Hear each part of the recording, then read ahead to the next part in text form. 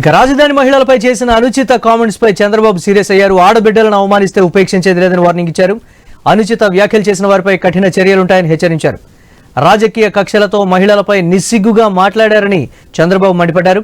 తల్లులు చెల్లెళ్లపై దారుణ వ్యాఖ్యలు క్షమించరాని నేరమని ఆగ్రహం వ్యక్తం చేశారు. ఇలాంటి వికృత చేష్టలను తీవ్రంగా ఖండిస్తున్నారని తెలిపారు. జగన్ ఇప్పటికీ ఖండించకపోవడం విచారకరమని విమర్శించారు. రాజధానిపై విషం చిమ్మే కుట్రలో భాగమే ఇలాంటి వ్యాఖ్యలు చేస్తున్నారని ఫైర్ అయ్యారు. మొత్తం మహిళా సమాజాన్ని అవమానించారని, ఇలాంటి నీచ సంస్కృతికి ప్రభుత్వం చెక్ పెడుతుందని చంద్రబాబు అన్నారు.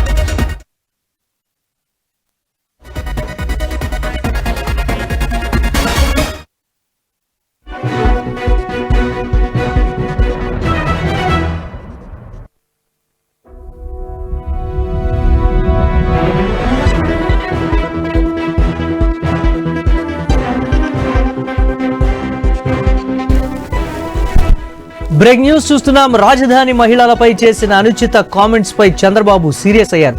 ఆడబిడ్డలను అవమానిస్తే ఉపేక్షించేది లేదని వార్నింగ్ ఇచ్చారు. అనుచిత వ్యాఖ్యలు చేసిన వారిపై కఠిన చర్యలుంటాయని హెచ్చరించారు చంద్రబాబు.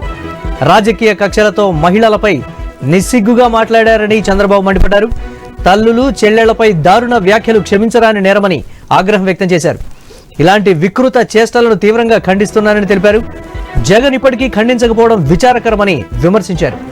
రాజధానిపై విషం చిమ్మే కుట్రలో భాగమే ఇలాంటి వ్యాఖ్యలని ఫైర్ అయ్యారు. మొత్తం మహిళా సమాజాన్ని అవమానించారని, ఇలాంటి నీచ సంస్కృతికి ప్రభుత్వం చెక్ పెడుతుందని అన్నారు చంద్రబాబు.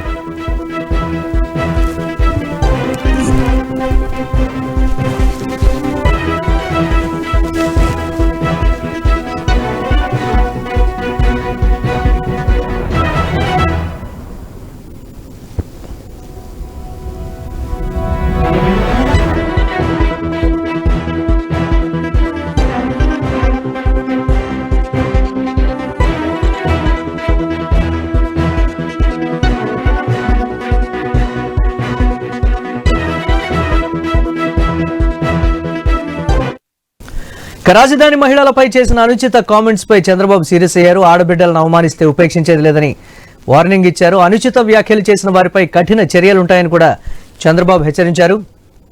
రాజకీయ కక్షలతో మహిళలపై నిస్సిగ్గుగా మాట్లాడారని చంద్రబాబు అన్నారు. తల్లులు చెల్లెళ్లపై దారుణ వ్యాఖ్యలు క్షమించరాని నేరమని ఆగ్రహం వ్యక్తం చేశారు.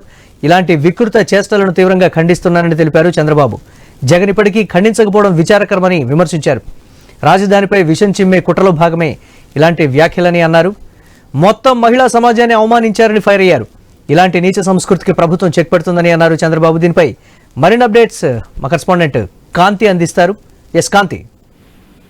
మురళి, మహిళల వ్యక్తిత్వం పైన దాడి చేస్తే ఉపేక్షించేది లేదు. రాజధాని ప్రాంత మహిళల పైన వికృత వ్యాఖ్యలు చేసిన వ్యక్తులని వదిలేది లేదు అంటూ కూడా సీఎం చంద్రబాబు నాయుడు ఫైర్ అయ్యారు.